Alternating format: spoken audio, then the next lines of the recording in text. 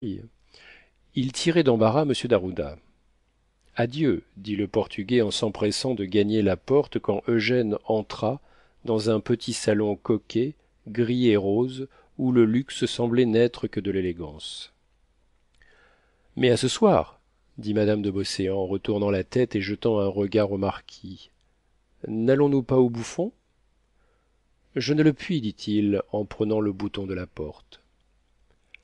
madame de beauséant se leva, le rappela près d'elle sans faire la moindre attention à eugène qui, debout, étourdi par les scintillements d'une richesse merveilleuse, croyait à la réalité des contes arabes et ne savait où se fourrer en se trouvant en présence de cette femme sans être remarqué par elle. La vicomtesse avait levé l'index de sa main droite et par un joli mouvement désigné au marquis une place devant elle. Il y eut dans ce geste un si violent despotisme de passion que le marquis laissa le bouton de la porte et vint. Eugène le regarda, non sans envie. Voilà, se dit-il, l'homme au coupé. Mais il faut donc avoir des chevaux fringants, des livrées et de l'or à flots pour obtenir le regard d'une femme de Paris. Le démon du luxe le mordit au cœur. La fièvre du gain le prit. La soif de l'or lui sécha la gorge. Il avait 130 francs pour son trimestre. Son père, sa mère, ses frères, ses sœurs, sa tante ne dépensaient pas 200 francs par mois, à eux tous. Cette rapide comparaison entre sa situation présente et le but auquel il fallait parvenir contribuèrent à le stupéfier. Pourquoi, dit la vicomtesse en riant, ne pouvez-vous pas venir aux Italiens? Des affaires, je dîne chez l'ambassadeur d'Angleterre. Vous les quitterez. Quand un homme trompe, il est invinciblement forcé d'entasser mensonge sur mensonge. Monsieur d'ajuda dit alors en riant. Vous l'exigez? Oui, certes. Voilà ce que je voulais me faire dire, répondit-il en jetant un de ces fins regards qui auraient rassuré toute autre femme. Il prit la main de la vicomtesse, la baisa et partit. Eugène passa la main dans ses cheveux et se tortilla pour saluer en croyant que madame de beauséant allait penser à lui. Tout à coup elle s'élance, se précipite dans la galerie, accourt à la fenêtre et regarde monsieur d'ajuda pendant qu'il montait en voiture. Elle prête l'oreille à l'ordre et entend le chasseur répétant au cocher chez monsieur de rochefide. Ces mots et la manière dont d'ajuda se plongea dans sa voiture furent l'éclair et la foudre pour cette femme qui revint en proie à de mortelles appréhensions.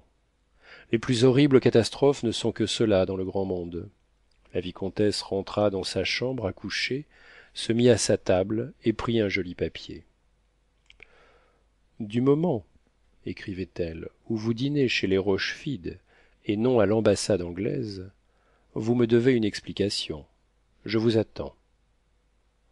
Après avoir redressé quelques lettres défigurées par le tremblement convulsif de sa main, elle mit un C qui voulait dire Claire de Bourgogne, et sonna. Jacques, dit-elle à son valet de chambre qui vint aussitôt, vous irez à 7h30 chez monsieur de rochefide, vous y demanderez le marquis d'ajuda. Si monsieur le marquis y est, vous lui ferez parvenir ce billet sans demander de réponse. S'il n'y est pas, vous reviendrez et me rapporterez ma lettre. Madame la vicomtesse a quelqu'un dans son salon. Ah, c'est vrai, dit-elle en poussant la porte. Eugène commençait à se trouver très mal à l'aise. Il aperçut enfin la vicomtesse qui lui dit d'un ton dont l'émotion lui remua les fibres du cœur. Pardon, monsieur, j'avais un mot à écrire, je suis maintenant tout à vous. Elle ne savait ce qu'elle disait, car voici ce qu'elle pensait. Ah, il veut épouser mademoiselle de rochefide, mais est-il donc libre? Ce soir ce mariage sera brisé ou je... Mais il n'en sera plus question demain. Ma cousine, répondit Eugène. Hein? Fit la vicomtesse en lui jetant un regard dont l'impertinence glaça l'étudiant. Eugène comprit ce hein.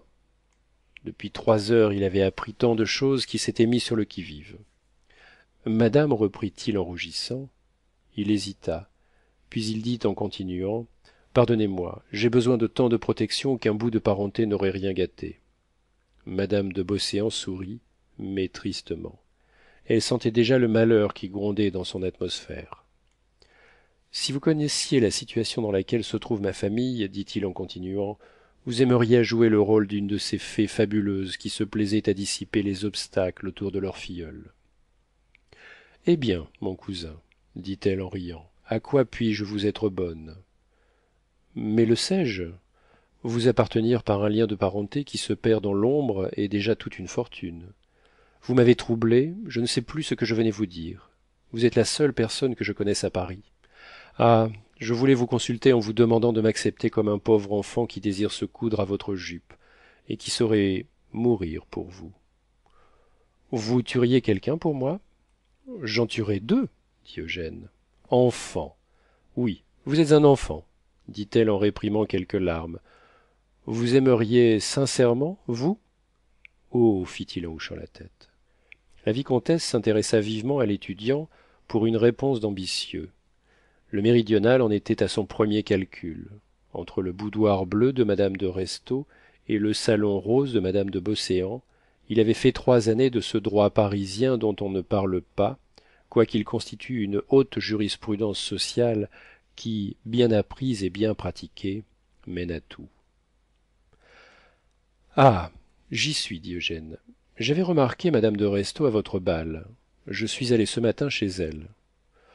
Vous avez dû bien la gêner, dit en souriant madame de Beauséant.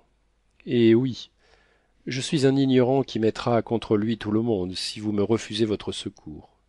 Je crois qu'il est fort difficile de rencontrer à Paris une femme jeune, belle, riche, élégante, qui soit inoccupée, et il m'en faut une qui m'apprenne ce que, vous autres femmes, vous savez si bien expliquer, la vie. Je trouverai partout un monsieur de Trailles. Je venais donc à vous pour vous demander le mot d'une énigme, et vous prier de me dire de quelle nature est la sottise que j'y ai faite. J'y parlais d'un père. Madame la duchesse de Langeais, dit Jacques, en coupant la parole à l'étudiant, qui fit le geste d'un homme violemment contrarié. Si vous voulez réussir, dit la vicomtesse à voix basse, d'abord, ne soyez pas aussi démonstratif. Eh, bonjour, ma chère, reprit-elle en se levant et allant au-devant de la duchesse, dont elle pressa les mains avec l'effusion caressante qu'elle aurait pu montrer pour une sœur, et à laquelle la duchesse répondit par les plus jolies câlineries. Voilà 2 bonnes amies, se dit Rastignac. J'aurai dès lors 2 protectrices. Ces 2 femmes doivent avoir les mêmes affections, et celle-ci s'intéressera sans doute à moi. À quelle heureuse pensée dois-je le bonheur de te voir, ma chère Antoinette, dit madame de Beauséant. Mais j'ai vu monsieur d'Aroudin-Pinto entrant chez monsieur de Rochefide, et j'ai pensé qu'alors vous étiez seule. Madame de Beauséant ne se pinça point les lèvres, elle ne rougit pas. Son regard resta le même, son front parut s'éclaircir pendant que la duchesse prononçait ces fatales paroles. Si j'avais su que vous fussiez occupé, ajouta la duchesse en se tournant vers Eugène. Monsieur est monsieur Eugène de Rastignac, un de mes cousins, dit la vicomtesse. Avez-vous des nouvelles du général Montriveau? fit-elle. Sérizy m'a dit hier qu'on ne le voyait plus. L'avez-vous eu chez vous aujourd'hui? La duchesse, qui passait pour être abandonnée par monsieur de Montriveau, de qui elle était éperdument éprise, sentit au cœur la pointe de cette question et rougit en répondant. Il était hier à l'Élysée. De service, dit madame de Beauséant.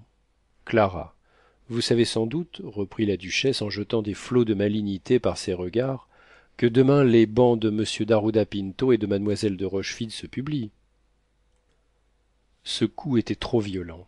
La vicomtesse pâlit et répondit en riant. Un de ces bruits dont s'amusent les sots. Pourquoi monsieur d'Arouda porterait-il chez les Rochefide un des plus beaux noms du Portugal? Les Rochefide sont des gens anoblis d'hier.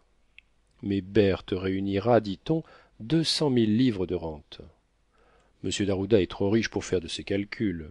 Mais ma chère, mademoiselle de Rochefide est charmante. Ah! Enfin, il y dîne aujourd'hui. Les conditions sont arrêtées. Vous m'étonnez étrangement d'être si peu instruite. Quelle sottise avez-vous donc faite, monsieur? dit madame de Beauséant. Ce pauvre enfant est si nouvellement jeté dans le monde qu'il ne comprend rien, ma chère Antoinette, à ce que nous disons. Soyez bonne pour lui. Remettons à causer de cela demain. Demain, voyez-vous, tout sera sans doute officiel et vous pourrez être